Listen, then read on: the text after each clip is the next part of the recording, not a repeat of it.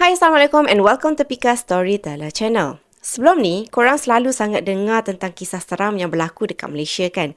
Dan sekarang Pika nak pergi jauh sikit, yang mana kejadian ni sebenarnya sangat popular di Hong Kong. Yang mana kejadian ni berlaku pada tahun 1950-an selepas Perang Hong Kong.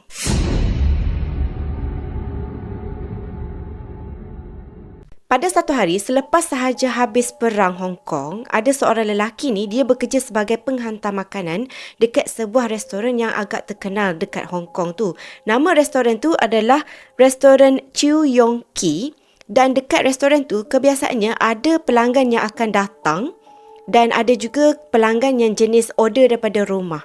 Macam kalau korang pernah tengok dengan cerita-cerita Cina kan, Hong Kong, memang akan adalah orang yang jenis yang selalu hantar makanan kat rumah. Kalau korang pernah tengok lah. Okey, jadi pada satu hari, lelaki ni telah pun mendapat pesanan daripada seorang pelanggan, yang mana rumah pelanggan tu dekat je dengan kawasan restoran tu tadi. Jadi seperti biasalah, dia pun bungkus makanan tu semua dan dia pun bawa lah ke rumah pelanggan tu tadi. Sesampai sahaja dia dekat rumah pelanggan tu, dia pun ketuklah pintu. Lepas tu, pelanggan tu tak keluar. Yang keluar cuma tangan je. Dia hulurkan tangan dia, minta makanan. Lepas tu, penghantar makanan tu pun bagilah makanan tu kan. Dan bila dia minta bayaran, tangan yang sama juga bagi duit dekat budak penghantar makanan ni. Anggaplah dia tu macam ala-ala Food Panda versi zaman 1950-an. Okay. So, bila dah dapat duit, budak tu pun teruslah patah balik ke kedai makan tu tadi. Lepas tu, owner kedai makan tu, tauke tu pun minta lah duit kan. Mana duit yang customer tu bagi tadi? Jadi budak tu pun bagilah duit tu dekat toke tu. Tapi alangkah terkejutnya toke tu, sebab bila budak tu bagi duit, yang dia nampak duit tu bukan duit yang betul, tapi duit yang selalunya kalau korang tengok yang orang Cina selalu bakar. Duit mayat ni orang panggil. Yang dia orang selalu bakar, yang kononnya duit tu sampai kepada orang yang dah pun meninggal dunia. Jadi bila dah dapat duit orang mati, token ni pun marahlah dekat budak penghantar makanan tu. Dia katalah budak penghantar makanan tu menipu dia. Lepas tu budak penghantar makanan tu pun cakap, tak, tadi memang betul. Ni adalah duit daripada customer tu kan. Lepas tu bila budak tu duk cakap dekat token ni yang dia tak menipu sebagainya, jadi token dia pun cakap, tak apalah kalau macam tu, sebab ni merupakan kali pertama berlaku. Jadi dia maafkanlah budak penghantar makanan tu. Dan lepas tu dia pun biarkan je lah kan kes tu. Keesokan harinya, ada seorang pelanggan ni yang turut sama membuat pesanan. Jadi budak tu pun tadi, budak yang sama, pergilah hantar makanan. Rupa-rupanya dekat rumah yang sama juga. Jadi kali ni dia lebih berhati-hatilah. Sebab bila dia bagi makanan, orang tu pun hulur nak ambil kan, bagi dia duit, dia check dulu tau. Bila dia dapat duit tu, dia check, dia tengok, okey, duit betul ni, duit betul, bukan duit tipu. Jadi bila dia dah make sure yang duit tu adalah duit betul, dia pun tinggalkanlah tempat rumah customer tu tadi dan patah balik semula ke restoran. Lepas tu toke tu pun tanya dia, mana duit customer tu tadi? Sebab takut kena tipu lagi sekali kan. Jadi budak tu pun keluarkan duit dan bagilah dekat toke tu. Lepas tu mereka berdua ni terkejut tau, sebab macam kejadian yang sebelumnya, di mana duit yang dia dapat tu sama juga, iaitu duit orang mati. Jadi masa tu toke ni pun cakap, tak apalah kan, sebab kalau contohnya kali ketiga ataupun keesokannya orang yang sama order lagi makanan, biar toke sendiri pula yang pergi, sebab dia nak make sure yang betul-betul budak penghantar makanan tu tak tipu dia. Jadi keesokan harinya, iaitu hari yang ketiga, mereka telah pun mendapat pesanan yang sama daripada rumah yang sama. Dan kali ni toke tu cakap dia sendiri yang akan pergi hantar makanan. Lepas tu dia sendiri yang akan kutip duit daripada customer tu. Lepas tu sesampai sahaja toke tu depan rumah customer, sama macam yang hari sebelum-sebelum ni lah, customer tu memang tak keluar langsung, dia cuma hulurkan tangan je dengan hulurkan duit. Jadi orang tak nampak muka dia kan. Dan masa tu toke ni pun tengok memang duit betul, tapi selepas dia sampai sahaja ke restoran, duit tu bertukar menjadi duit orang mati. Jadi masa ni si toke ni pun yakinlah yang bahawasanya customer tu tadi merupakan penipu ataupun scammer, ataupun mungkin dia menggunakan teknik pukau dan sebagainya. Jadi toke ni pun teruslah membuat laporan dekat balai polis.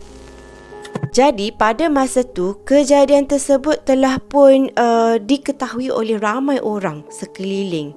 Sampaikan orang yakin yang sebenarnya ada something wrong lah dekat rumah tu. Mereka kata mungkin rumah tu sebenarnya rumah berhantu. Lepas tu beberapa jiran ni pun mulalah buka cerita. Diorang kata pada waktu malam mereka selalu dengar ada orang main mahjong tau dekat dalam rumah tu. Tapi bila mereka intai di sebalik lubang-lubang, yelah kan tahun 1950-an, bukanlah kata dinding macam zaman sekarang ni kan. Macam dinding tu ada juga sedikit yang ada lubang dan sebagainya. Bila mereka pergi intai siapa yang tengah main mahjong dekat dalam rumah yang seram tu tadi, mereka nampak ada 4 orang tengah bermain mahjong. Tetapi keempat-empat orang tu tak ada kepala.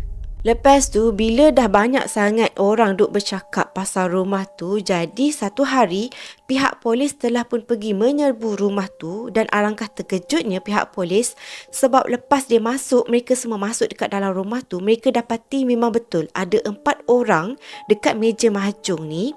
Tapi mereka semua telah pun meninggal dunia. Tetapi yang peliknya, mereka tengok yang seakan-akan si mati tu semua mereka makan tau. Maksudnya makan selepas mati. Faham tak? Macam seolah-olah ada seseorang yang menyuapkan makanan kepada kesemua si mati tu tadi. Disebabkan kejadian tu sangatlah famous pada masa tu, jadi ramai sangat orang berkumpul dekat kawasan perumahan tu sebab mereka nak tengok sendiri tentang rumah yang dikatakan berhantu tu tadi. Sampailah berita ni pernah masuk dalam newspaper pada 6 Mac 1953 yang mana dia membuat laporan tentang apa sebenarnya yang berlaku dekat dalam rumah tu. Antara laporan yang terdapat dekat dalam akhbar tu adalah ada sekumpulan manusia ni yang main mahjong dekat dalam rumah tu. Mereka ni 4 orang, tetapi masa tengah duk main mahjong tu, sekali mereka nampak ada satu tangan yang lain tau, iaitu tangan yang kelima. Dan disebabkan oleh terkejut dengan tangan kelima tu, terus mereka semua ni berlari keluar daripada rumah tersebut. Dan daripada situlah mula keluar cerita yang bukan-bukan. Jiran ni kata dengar bunyi pelik-pelik, jiran tu kata nampak kepala tak ada, jiran ni kata dapat dengar ataupun bau yang bukan-bukan. Memang banyak sangat benda yang menyeramkan tentang rumah tu, sampailah beribu-ribu orang datang semata-mata untuk tengok rumah tu. Tetapi malangnya, selepas pihak polis buat siasatan tentang adakah betul rumah tu berhantu dan sebagainya, rupa-rupanya semua tu hanyalah tipu semata-mata. Kenapa? Sebab rupa-rupanya semua cerita tu tadi hanyalah cerita seram yang direka dari mulut ke mulut, yang mana kejadian tu bermula daripada seorang lelaki, yang mana lelaki ni dia nak marah dengan tuan rumah tu. Jadi dia pun reka cerita untuk membuatkan tiada orang yang akan sewa rumah tu selepas ni. Dulu lelaki tu dia pernah menyewa dekat situ, tetapi dia telah pun dihalau oleh tuan rumah. Jadi disebabkan oleh dendam, dia nak marah sangat ni, dia pun mula mereka cerita seram. Lepas tu dia menakut-nakutkan jiran semua, dan dia pun berjaya menakutkan semua orang yang tahu tentang kisah tu. So daripada situlah berlakunya inilah yang dipanggil sebagai urban legend. Urban legend ni macam ni lah, dia mula daripada khabar angin. Lepas tu bila kita dengar khabar angin, kita mula rasa macam betul kot. Lepas tu mulalah jiran-jiran ni pun memainkan peranan. Yang tu dengar, yang didengar, yang tu bau. Sebenarnya rumah tu tak ada apa pun. Semuanya bermula daripada khabar angin sahaja. Tetapi kisah ni sangat popular dekat Hong Kong, yang mana mereka gelarkan kisah tu sebagai urban legend hantu tapau Hong Kong.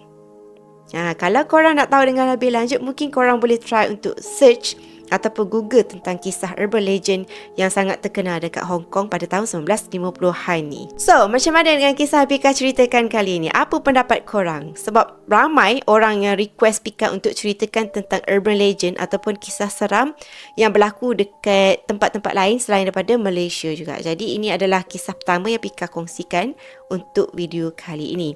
Dan seperti biasalah, Pika nak tahu juga feedback daripada korang macam mana. So, bolehlah komen di bawah. Apapun itu sajalah video Pika untuk kali ini. Kita jumpa lagi in my next video. So, see you soon.